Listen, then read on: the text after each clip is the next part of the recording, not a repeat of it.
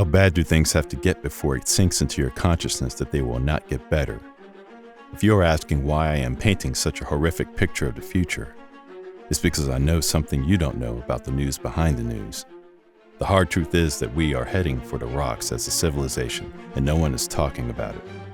How do I know this? Because the prophecy of old predicts that the third temple will be raised before the end of the age has already started playing out. This is exactly what I mean. Since the days of King Solomon, the son of King David, the Jews and Israel as a nation have always worshipped in a magnificent architectural masterpiece dedicated solely to the worship of God. This edifice is called the Temple of Beit HaMikdash. The temple is not only important to the Jewish nation, it is also considered to be very sacred. In Christian eschatology, however, the temple plays a vital role in the heralding of end-time events. The building of the third temple has been a very volatile subject because of the conflict of epic proportions that might be triggered by this project. Let me explain what I mean. You see, there used to be a temple in Jerusalem that was destroyed. Don't worry, I will tell you all about it later. Even though there is still a part of its ruins till today, the Dome of Rocks, which is a sacred Muslim sanctuary, has been built on the very location where the third temple was expected to be built. If I'm doing a good job, you should be seeing a picture of why this is going to be a major catastrophe. Tensions between the Jews and Muslims over the Temple Mount have now snowballed into a major political conflict between Israel and Palestine. A major reason why most international bodies shy away from recognizing any sovereign authority over Jerusalem is the conflicting claim of both parties to their right over Jerusalem as their capital city.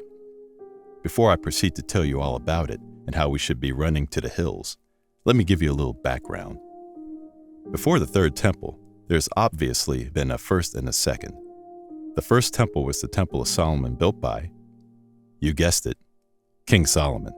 This temple was one of the glories of Solomon's kingdom.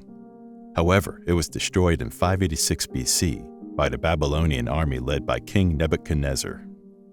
After this destruction, the Israelites were taken into captivity in Babylon amidst wailing and sorrow, with the Ark of Covenant, the symbol of God's presence, taken away and all the instruments of the temple plundered. After the temple was rebuilt by Nehemiah and the Israelites were restored back to their land, another temple was built, which was called the Second Temple. Again, the Israelites were conquered in battle by the Roman Empire, and in AD 70, a Roman general named Titus destroyed what was known as the Second Temple, and the Israelites were once again scattered abroad. Take note of the pattern of the Israelites being scattered or taken away from their land every time the temple is desecrated and destroyed. Against this backdrop, you can understand the prophecy for the third temple and the potential doom it spells for peace in the Middle East and the world generally.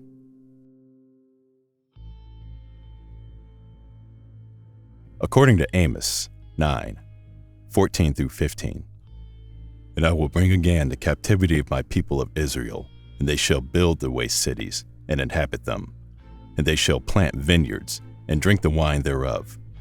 They shall also make gardens and eat the fruit of them. And I will plant them upon their land, and they shall no more be pulled up out of their land which I have given them, saith the Lord thy God." Returning to their promised land and building back the temple is a dream that the Jewish people hold sacred for hundreds of years. With the birth of the nation of Israel in 1948 and the return of the Jewish people to Israel, the only unaccomplished task is the rebuilding of the third temple.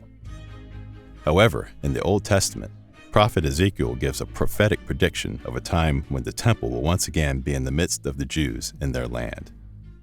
Ezekiel 37:27 through 28. "My tabernacle also shall be with them. Yea, I will be their God, and they shall be my people. And the heathen shall know that I, the Lord, do sanctify Israel, when my sanctuary shall be in the midst of them forevermore." In the prophetic writings of Daniel the prophet, we can find significant details about the role of a rebuilt temple in the end times. Mind you, Daniel wrote these prophecies from captivity in the land of Babylon after the destruction of the first temple.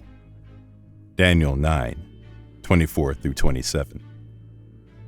70 weeks are determined upon thy people and upon thy holy city, to finish the transgression, and to make an end of sins, and to make reconciliation for iniquity, and to bring in everlasting righteousness, and to seal up the vision and prophecy, and to anoint the most holy. Know therefore and understand that from the going forth of the commandment to restore and to rebuild Jerusalem unto the Messiah the Prince shall be 7 weeks, and 62 weeks. The street shall be built again, and the wall, even in troublous times. And after 62 weeks shall Messiah be cut off, but not for himself. And the people of the Prince that shall come destroy the city and the sanctuary. And the end therefore shall be with a flood, and unto the end of the war desolations are determined. And he shall confirm the covenant with many for 1 week. And in the midst of the week he shall cause the sacrifice and the oblation to cease.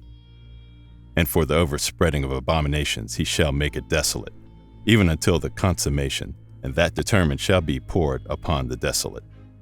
This prophecy emphasizes the appearance and murder of a Messiah, the destruction of the city and the place of worship, the restoration of the temple, the promise of peace in the Middle East, and the desolation of the temple by the Antichrist. Rabbi Moses Maimonides, a Jewish philosopher and scholar, explains that the temple had 2 primary purposes: to reveal to mankind the divine presence of God, which dwelt above the mercy seat of the Ark of the Covenant, and to facilitate the offering of the required sacrifices. But without the temple, it would be practically impossible to the Jews to perform the religious obligations and worship as prescribed by the Torah, the first 5 books of the Old Testament. Daniel 11:31. An arm shall stand on this part, and they shall pollute the sanctuary of strength, and shall take away the daily sacrifice, and they shall place the abomination that maketh desolate. Daniel tells us that the anti-Messiah will defile the third temple before the return of the true Messiah.